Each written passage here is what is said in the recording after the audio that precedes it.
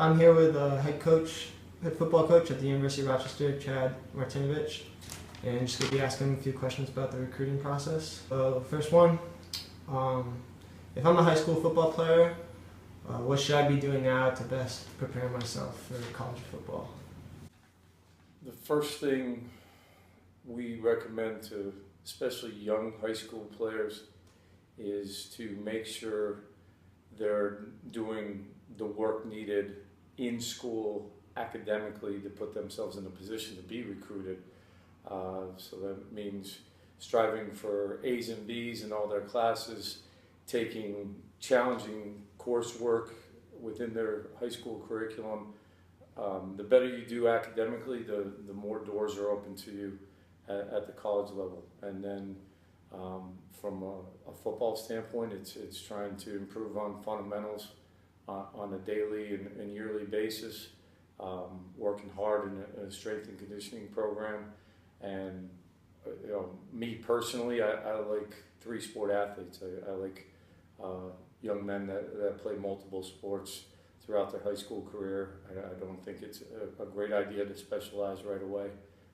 Maybe that opinion varies from coach to coach or sport to sport, but I think showing versatility in the sports kids play, especially in their younger years of high school, shows us as college coaches a lot about what they can do athletically at the college level. What is one thing you would tell a player that's looking to get on your radar? Reach out in a variety of ways. So we work a variety of prospect camps every summer. So make sure you're letting yourself be seen. Most colleges like ours have a recruiting questionnaire on their website, so you want to go on the university that you're interested in. So if you're interested in the U of R, go on our website, fill out a recruiting questionnaire. That gets you in our recruiting database. Then you start receiving emails from us as a staff and send film, send transcripts, and test scores once you have them, so we can evaluate you academically as well as athletically. If I'm a player from like a more remote area and maybe can't attend the prospect camp, film, and again, we have to look at the academic side of things too. So I'd rather have a prospect send us too much information than not enough. And we prefer to hear directly from the athlete as opposed to hearing from their parents on a regular basis. It tells us a lot about that young man's kind of personality. We get to know him as a person because he's the one initiating conversations as opposed to their parents. We do get the family and the parents involved so we can see what kind of background a young man is coming from, but we want to see a young man that can be independent and can speak for himself throughout the process. In terms of film, what are you looking for when a player sends out film? We want a large enough sample size where we can see who they are athletically. A lot of high school football players may be playing out of position compared to where they're going to be playing in college.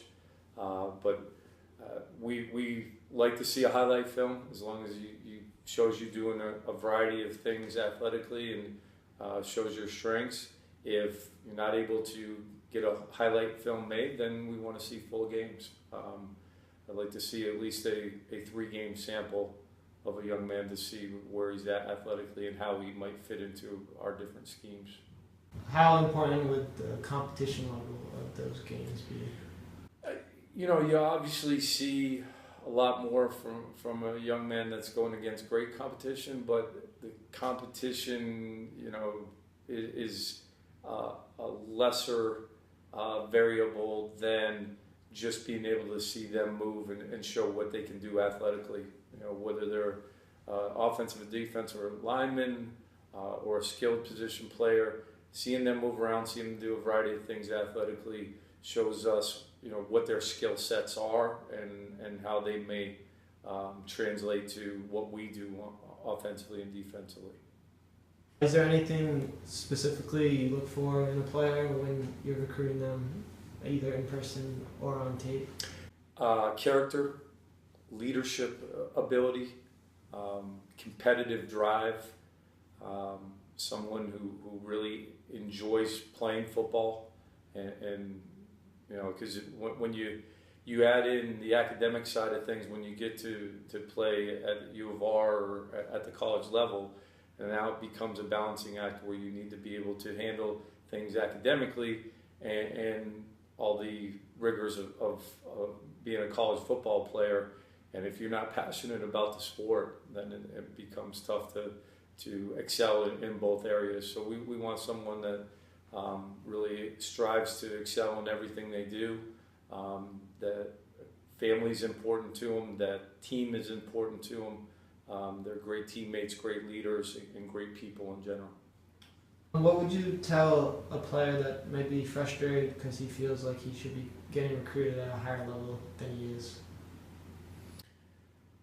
I think you have to, if you feel that you should be playing at a certain level, you have to prove that by what you do on the field.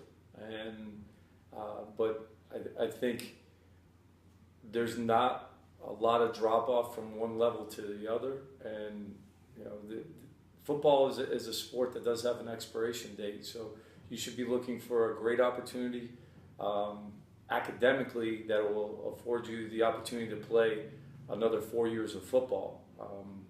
You know, only 5% of all high school football players go on to play at the college level. Less than 1% go on to play in the NFL. So you're very, very lucky as a high school football player to go and play at any level of college. And then the thought process should be, I want to pick the best place for me academically that will set me up for the next 40 years of my life and be able to play a competitive level of football at the same time. When you're recruiting someone, do you look through their social media accounts? And if you do, how important is that? Yes, we do, and that factors into the character aspect. So young men should always think before they hit send, as Herm Edwards used to say. You know, you got to be careful what you put out there in this day and age. We have dropped young men from our recruiting process for how they're representing themselves and their family and their high school football programs on social media. So that's definitely something that factors in for us. What is the most bizarre way you've had a player commit to play for you? A bizarre way that a player is committed? Or just got a player in general? Wow, that's a good question. I can't think of any bizarre or like unique.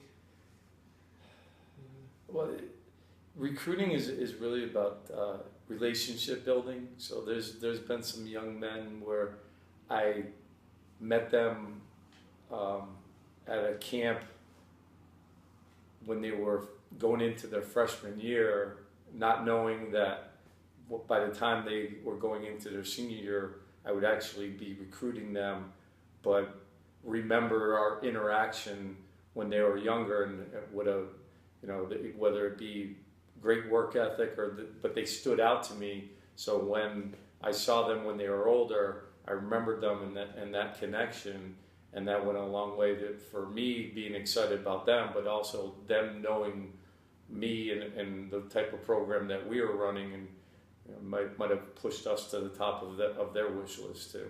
So I just appreciate all the relationships that have been built over the years and from a recruiting standpoint, because that's really a big part of recruiting is building relationships and understanding whether someone's a fit for your program, but also from the recruit side of things, whether a place in a program is a fit for them. So that's something they have to decide. Yeah. Last question. Do you have any crazy stories involving parents of a player that you were recruiting? Yeah, there's several. I'm trying to think of what I'd like to share on camera. We've had over the years plenty of parents that act like their sons' agents, and they're constantly contacting us either via email or telephone, updating us on their son's last game and all his stats and everything else. And a lot of those cases, I don't get to talk to their son very much, and that hurts them in terms of where they are on our list. If I'm hearing from mom and dad more than I'm hearing from the son, we tend to question how much the actual recruit thinks of us in terms of where we are on their list, and is it more mom and dad that want them to come here. So that's why I said earlier on, it's great when a recruit speaks for himself. You know, we want to get to know mom and dad or the parents or guardians that are involved in the process, and we want them to be comfortable understanding what our program is all about, what our university is all about. But you know, we need to see who we're going to be coaching, not the parents of who we're going to coach throughout the process. Thanks a lot, Coach. Thank you.